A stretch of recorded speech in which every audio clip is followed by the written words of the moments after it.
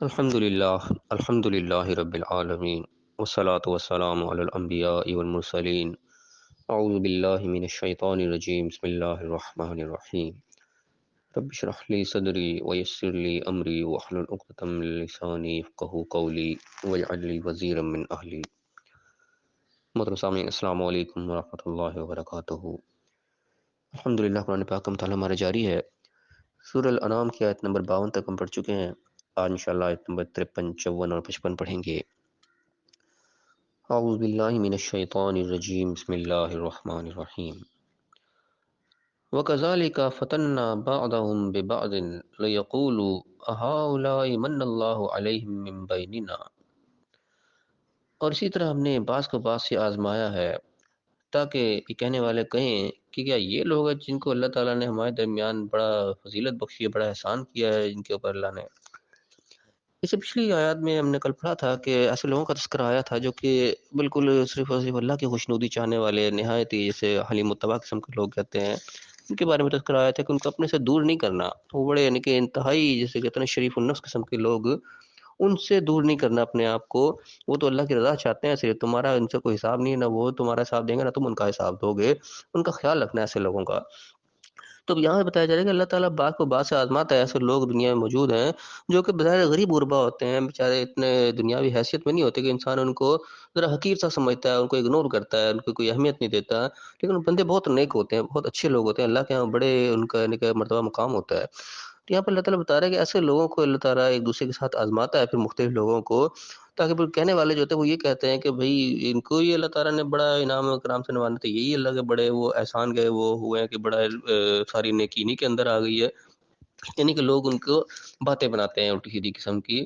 اللہ فرمائے گا الیس اللہ بعالم بالشاکرین، کیا اللہ تعالیٰ شکر کرنے والوں کو جانتا نہیں ہے؟ یعنی کہ وہ شکر کرنے والے لوگ ہیں، چاہے دنیاوی طور پہ وہ ذرا پست ہیں، پیچھے ہیں، چاہے وہ غریبی کے اندر ہیں یا بیچارے نہایت شرافت کے اندر ہیں، لیکن وہ اللہ کے شکر ادا کرنے والے ہیں۔ وہ صحیح معنوں میں کا حق ادا کرتے ہیں، جو کچھ اللہ نے ان کو دیا ہے اس کا وہ حق ادا کر رہے ہیں جیسا کرنے کا حق ہے۔ باقی لوگ تو اپنے موج مستی میں لگے ہیں، اللہ کی نعمتیں برت بھی رہے ہیں اور پھر بھی حق ادا نہیں کر رہے، اس کا شکر ادا نہیں کر رہے۔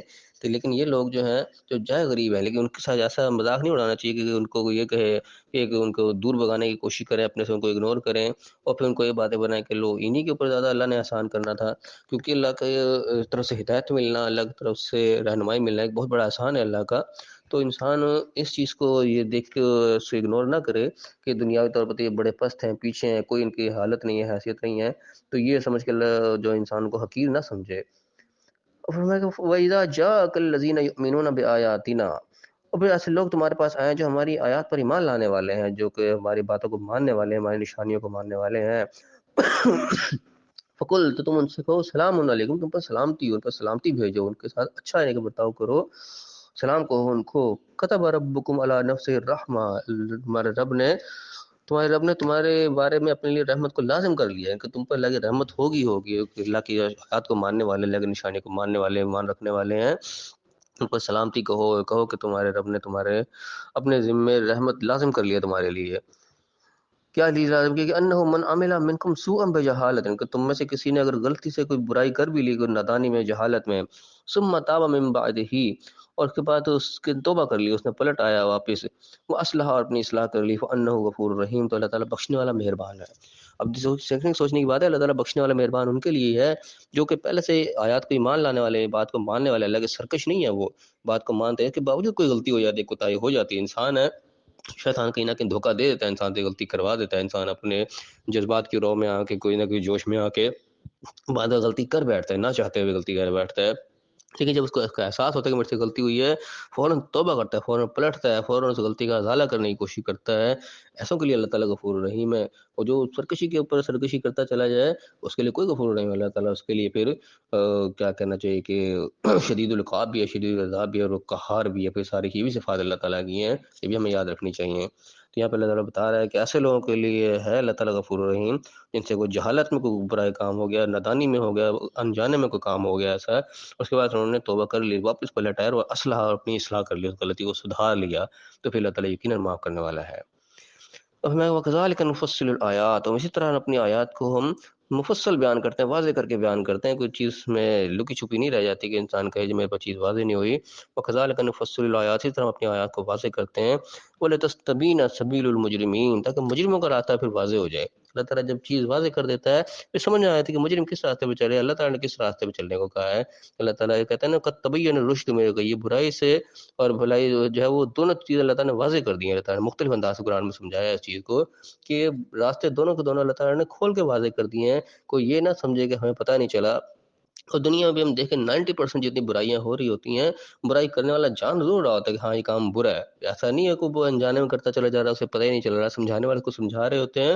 اور ویسے بھی اس کو نیچرلی قدرتی طور پہ اللہ تعالیٰ نے یہ اس انسان کے اندر رکھی ہے، یہ شعور رکھا ہے کہ وہ جان رہا ہوتا ہے کہ یہ برائی ہے جو میں کر رہا ہوں، کام اچھا نہیں ہے۔ اگر کوئی شخص ہم اپنے معاشرے میں نظر مالے گا، اگر کوئی شخص کم تول رہا ہے، اس کو پتہ کم تولنا بری بات ہے، کم ناپ رہا ہے، اس کو پتہ ناپ کرنا کم ناپنا بری بات ہے۔ اگر کوئی ملاوٹ کر کے چیز کو بیچ رہا ہے، اس کو پتہ چل رہا ہے، وہ معلوم ہے اس کو ملاوٹ کرنا بری بات ہے۔ اگر کوئی جھوٹ بول کے اپنا معاملات کر رہا ہے، اس کو پتہ ہے کہ جھوٹ بولنا منع ہے، غلط ہے۔ کوئی آپس میں دھوکہ دہی کر رہا ہے، کچھ بھی وہ جو غلط کام جو بھی ہم اپنے معاشرے میں نظر دوڑا لیں، عموماً کم از کم 90% میں سمجھتا ایسے کام ہوتے ہیں جو انسان برائی کر رہا تھا اس کو پتہ ہوتا ہے کہ کام برائی ہے۔ تو یہ نہ سمجھے کہ انسان بس غفلت میں سارے کے سارے لگے ہوئے ہیں، پتہ ہوتا ہے سب کو کہ اللہ تعالیٰ نے برائی اور بھلائی کے راستوں کو اتنا واضح کیا ہوا ہے۔ تو قیامت کے دن کو یہ عذر نہیں پیش کر سکے گا یا اللہ مجھے تو پتہ نہیں تھا میں یہ کام کرتے چلے گئے۔ اللہ تعالیٰ نے اتنی چیزیں واضح نشانی رکھ دی ہیں، قرآن کے اندر ہی رکھ دی ہیں، محکمات کے اندر اتنی چیزیں اللہ تعالیٰ نے رکھ دی ہیں کہ انسان اپنی زندگی کو اگر سنوار کے گزارنا چاہے تو نشانی اللہ تعالیٰ نے اتنی باتیں ضرور کر دی ہیں۔ وہی بات اللہ تعالیٰ نے آگے کہ وَكَذَلِكَ نُفَصِّلُ الْآيَاتِ، اس طرح اپنی آیات ہم مفصل کر کے بالکل تفصیل کے ساتھ بیان کر دیتے ہیں۔ وَلِتَسْتَبِينَ سَبِيلُ الْمُجْرِمِينَ، کہ مجرموں کا راستہ جو ہے وہ واضح نظر آ جائے گی، یہ راستہ جو ہمیں چلا جا رہا ہے یہ مجرموں کا راستہ ہے، یہ جرم کا راستہ ہے۔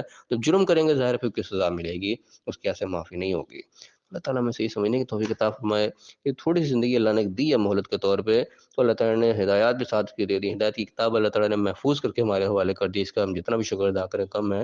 کوئی دنیا کی کتاب اس کے طرح سے محفوظ نہیں، اس طریقے سے اللہ نے یہ کتاب ہمارے لیے محفوظ کر کے بھیجی ہے۔ اب یہ ہماری ایک بدقسمتی ہو، اگر اس سے ہم فائدہ نہ اٹھائیں، اس سے ہم اپنی اصلاح نہ کریں، تو اللہ تعالیٰ نے بندوبست پورا کر دیا ہمارے لیے۔ ہمیں اللہ تعالیٰ صحیح سمجھنے کی توفیق عطا فرمائے، صحیح عمل کرنے کی توفیق عطا فرمائے، اپنی اصلاح کرنے کی توفیق عطا فرمائے، اور دنیا اور آخرت دونوں جگہ کامیاب فرمائے۔ آمین۔ وآخر دعوانا ان الحمد للہ رب العالمین۔